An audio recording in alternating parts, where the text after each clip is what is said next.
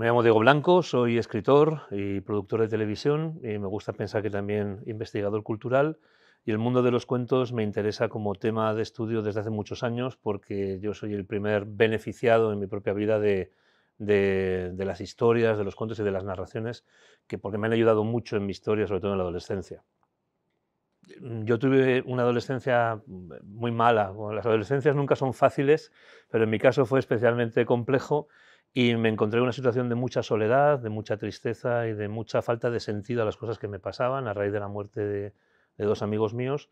Y en mi vida irrumpió con mucha fuerza el libro del Señor de los Anillos cuando yo me lo encontré y lo leí. Pues para mí fue una entrada, se abrieron las ventanas de par en par y entró una luz fortísima en mi vida, en mi historia, que me hizo pensar que existía un creador, que existía un autor, que existía un Dios y que yo no estaba solo en aquella situación tan oscura. Y me hizo un poco, el Señor de los Anillos, me hizo un poco de San Juan Bautista señalándome dónde estaba la verdad y dónde estaba la vida, y yo lo pude seguir y gracias a Dios, gracias al Señor de los Anillos, pues puedo decir hoy que soy cristiano, pecador y mal cristiano, pero cristiano.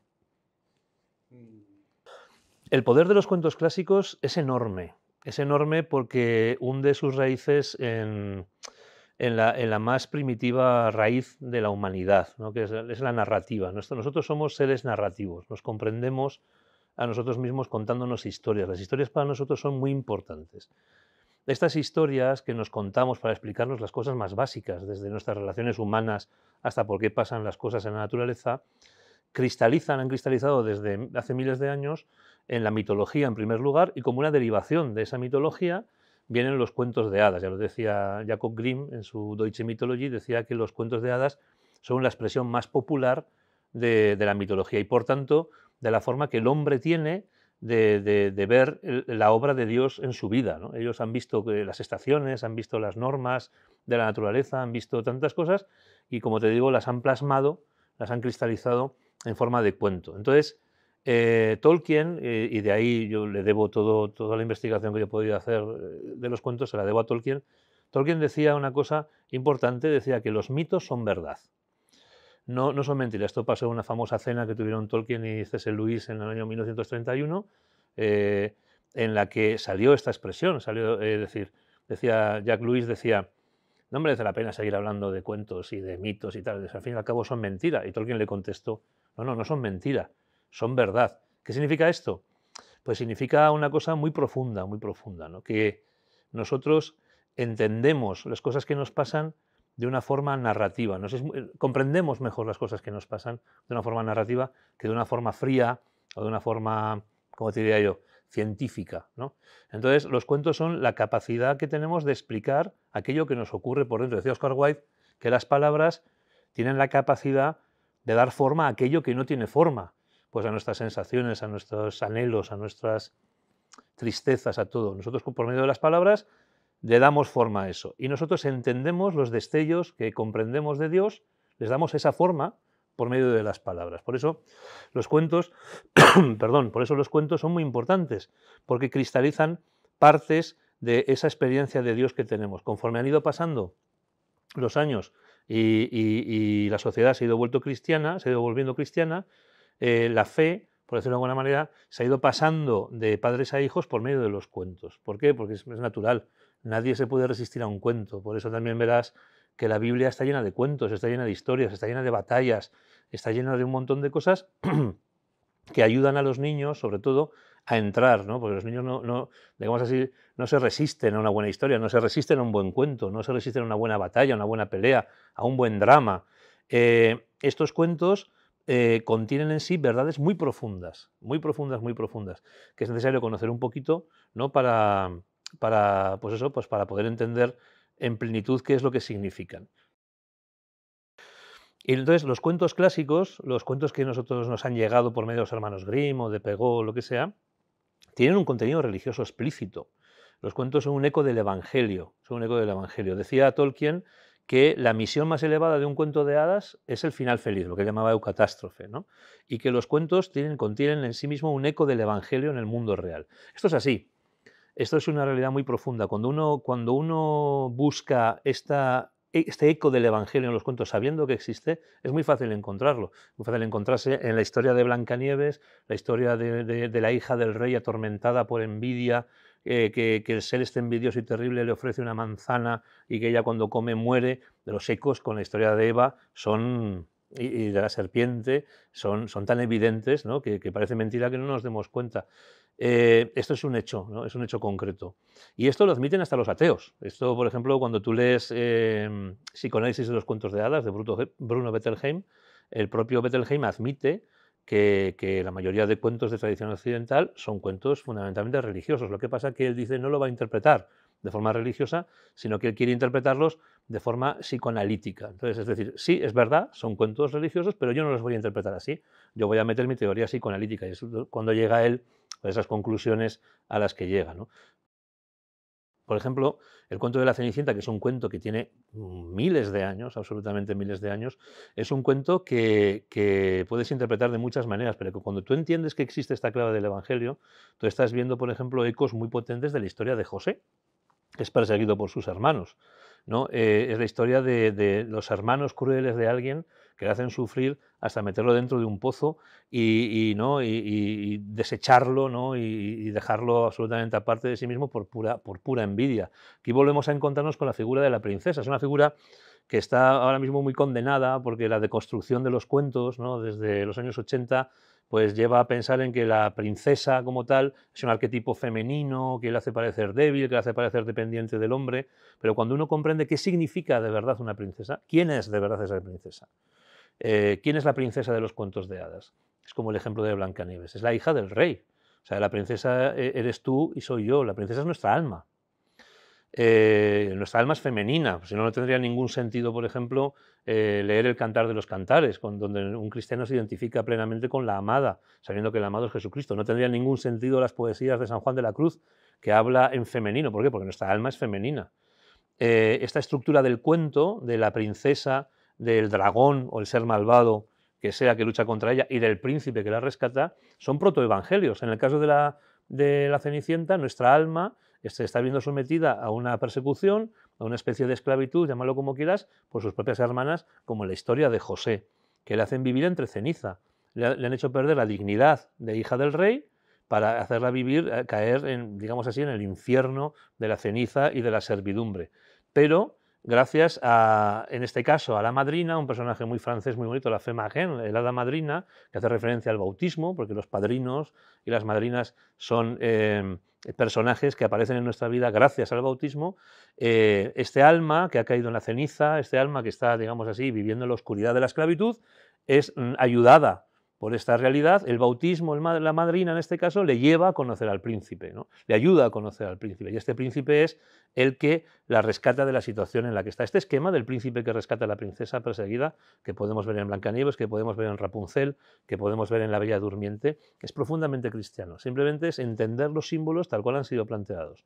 La princesa como nuestra alma, el príncipe como Jesucristo, y las circunstancias que rodean a esa historia entre el príncipe y la princesa son, digamos así, pequeñas catequesis puntuales que especifican algún aspecto de nuestra vida de fe.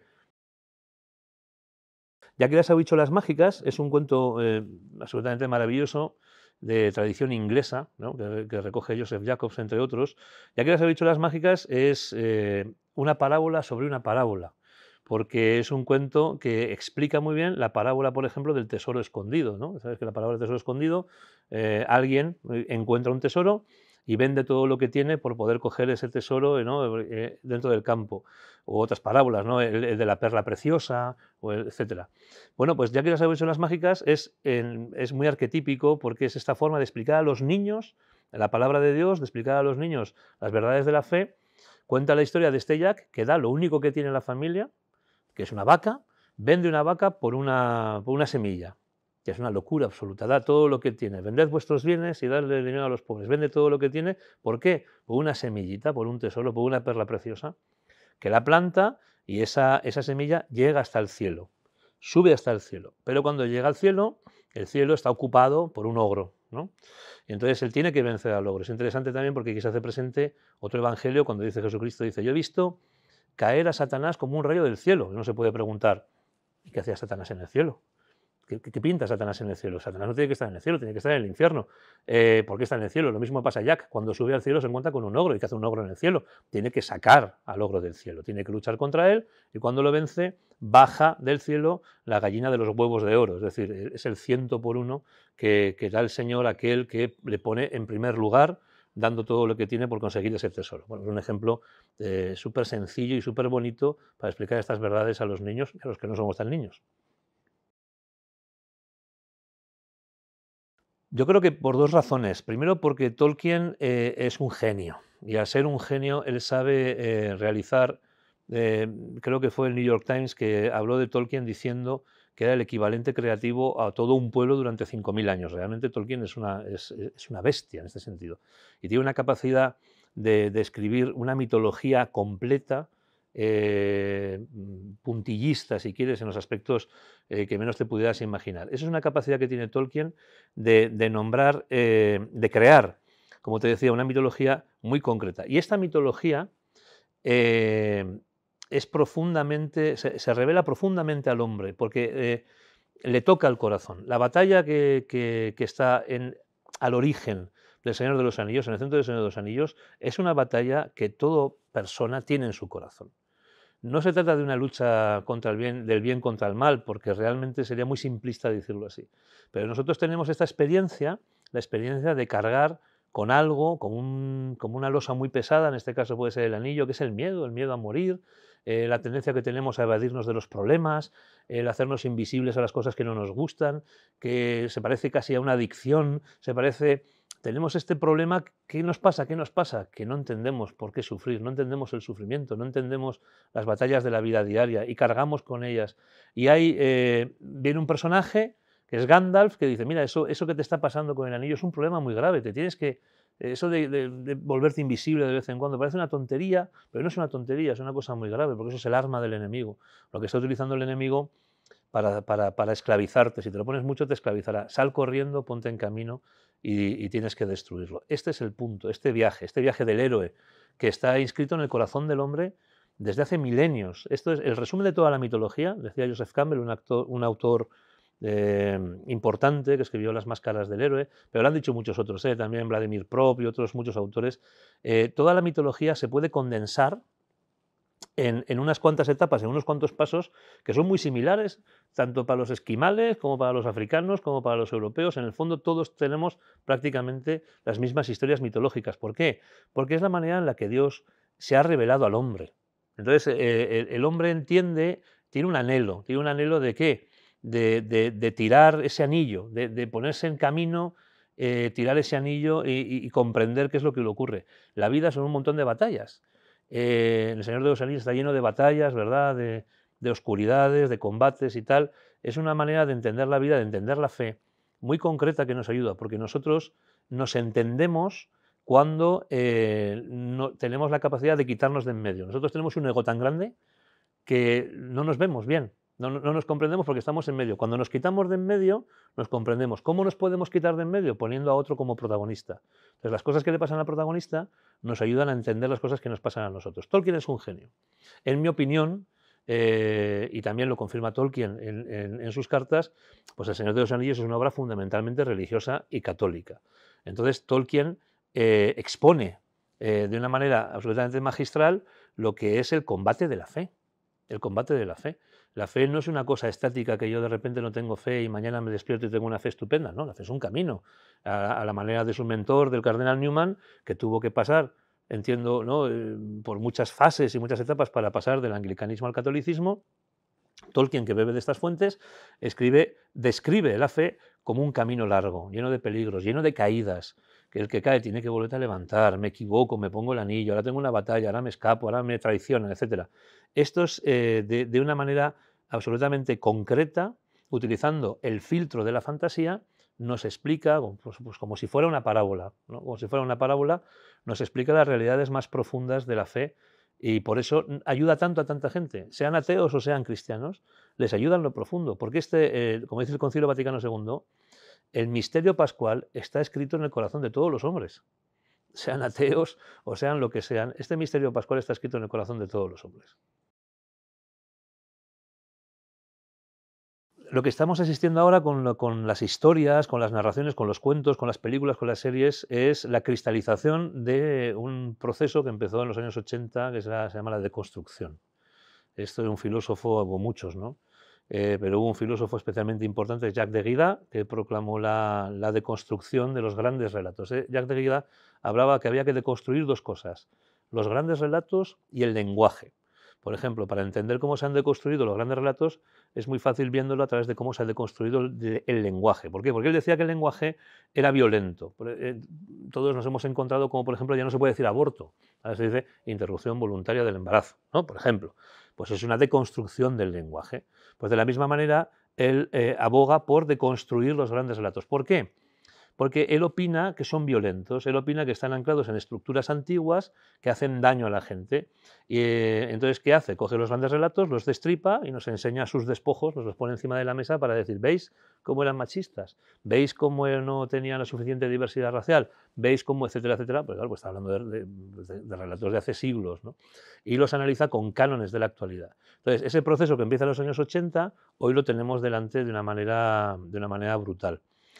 ¿Qué ocurre? Que, sobre todo, ¿cuál es el cambio que a mí personalmente más me preocupa y que llevo muchos años hablando de él? Pues el cambio fundamental es que todas las historias, o la mayoría de historias que están apareciendo ahora de películas, de series y de cuentos, el cambio fundamental es que han cambiado los protagonistas. Y los protagonistas de las historias de ahora son los malos de las historias que leíamos nosotros. Ahora las historias están protagonizadas por vampiros, por trolls, por zombies, tenemos Hotel Transilvania, tenemos Vampirina, todas las series infantiles están protagonizadas por estos monstruos, pero no solamente las infantiles, las series para adultos, Breaking Bad, Juego de Tronos, House of Cards, no sé, en fin, la que quieras, Peaky Blinders, están todas ellas protagonizadas por personajes que están al otro lado de la ley, que son moralmente, digamos, inaceptables o que a nosotros nos parecen, bueno, pues que, como decía antes, que eran los malos de las películas que nosotros veíamos. Esto va más allá de un truco narrativo. Esto es, a mi modo de ver, es intencionado. ¿Por qué? Porque están cambiando la forma de pensar de los chavales, están cambiando la forma de pensar de la sociedad. Si cambias el mal por el bien y el bien por el mal, vas a obtener pues, los resultados que quizá estén pretendiendo los que quieren cambiar la sociedad, los que quieren cambiar la familia, los que quieren cambiar el concepto incluso de ser humano, de hombre, de mujer, porque confundir el bien por el mal. Por ejemplo, reflexionemos sobre la figura del maestro, del mentor, ¿no? Que es un clásico en la mitología, en las historias de fantasía, en las películas. Esto ha sido absolutamente dañado por esta deconstrucción. Esa figura del sabio que ha sido siempre venerada, ¿no? Del chamán, del sacerdote, del filósofo, del mentor, al fin y al cabo, ha desaparecido absolutamente. Y si no absolutamente, en gran medida, o ha sido completamente denostada. ¿Por qué? Porque ahora nos estamos encontrando con héroes, con heroínas que tienen el poder innato dentro, nadie sabe muy bien por qué, por el hecho de ser heroínas siempre han estado llenas de un poder secreto que no conocían, no se les tiene que otorgar, ya no tiene nadie que aprender la fuerza ni a usar el sable láser, todo es innato, etcétera. ¿Por qué? Pues porque nos estamos cargando una figura de autoridad muy paterna, que es la del mentor. En el fondo, detrás del mentor viene el padre.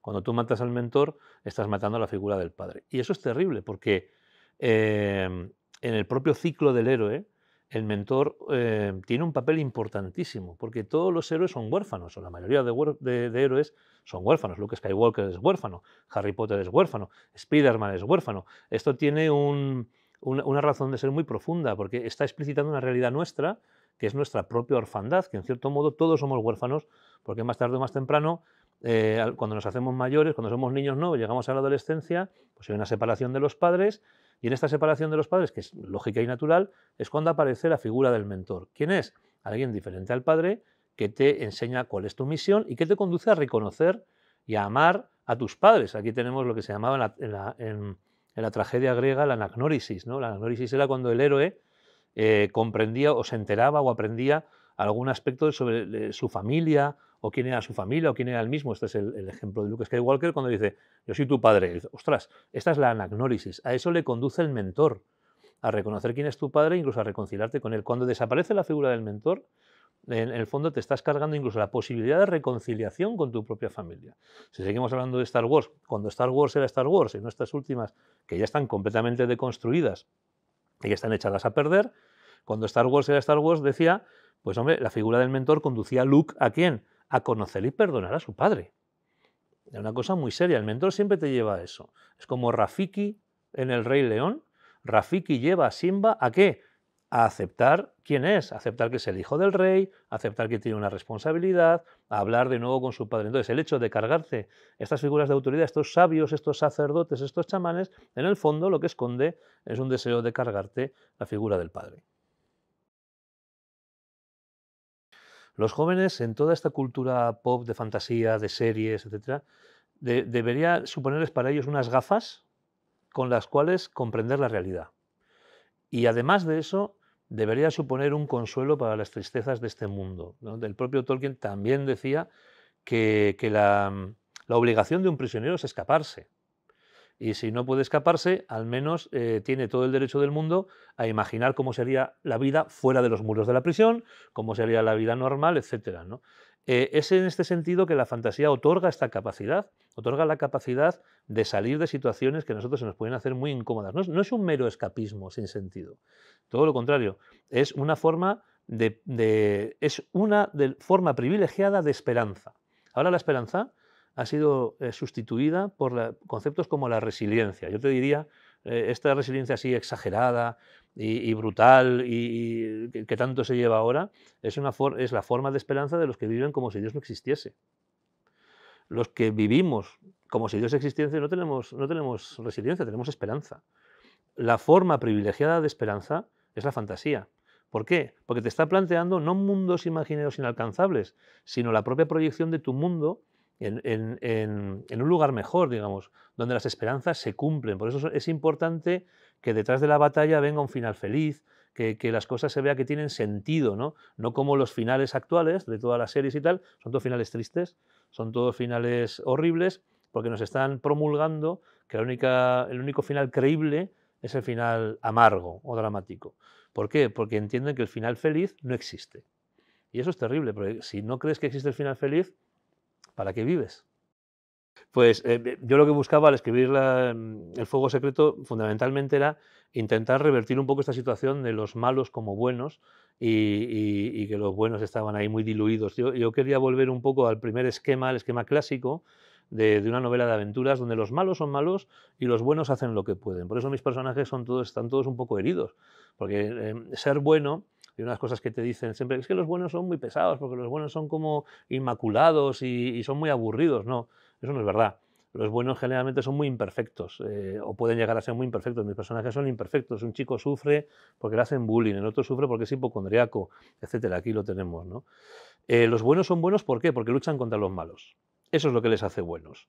Entonces, claro, para saber si soy bueno o soy malo, debo determinar qué es el mal, ¿no? Entonces, en el Fuego Secreto, en el Club del Fuego Secreto, aparece muy claramente el maestro de mentiras, que es el malo, que tiene una serie de siervos, que son los oscuros, que son una personificación casi física de los miedos y de las oscuridades que puede tener un chaval, ¿no? Miedo al ridículo, miedo a la oscuridad, miedo a la muerte, miedo a sufrir, miedo a tantas cosas. Esos miedos se personifican en estos seres que son siervos del maestro de mentira. Y estos chicos, mis protagonistas, pues son reclutados por 3 profesores, que son 3 personajes reales, 3 escritores. Yo no se lo digo a los chicos, pero ellos lo adivinarán. Estamos hablando de Chesterton, de Lewis y de Tolkien.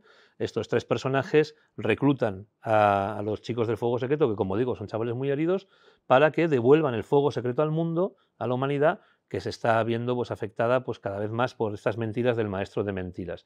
Y de ahí hacemos un viaje literario por muchas lugares de la literatura, de la ciencia ficción, la fantasía medieval épica, las historias de asesinatos de Agatha Christie, etcétera. Damos una vuelta por todo esto buscando al fuego secreto y luchando contra los siervos del maestro de mentiras. Yo estoy muy contento por muchas razones, porque primero, porque me han felicitado asociaciones anti-bullying. Eso es lo primero que me vuelve muy orgulloso.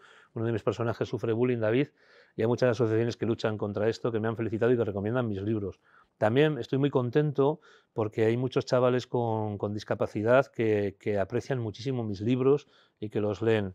Y en tercer lugar, la reacción de los chavales es inmejorable, porque les ayuda sobre todo de cara a estos miedos que ellos pueden tener, que todos tenemos, vaya, que todos tenemos. Aprendemos a aceptarnos a nosotros mismos, a aceptar nuestras heridas, a aceptar estos miedos y a aprender a luchar, ¿no? Yo cuando voy a colegios, por ejemplo, me encuentro, y me hace una ilusión enorme ver a los chicos disfrazados de los personajes míos que van con espadas de madera, porque mis personajes luchan contra los malos con espadas de madera, que es una imagen de la cruz, ¿no?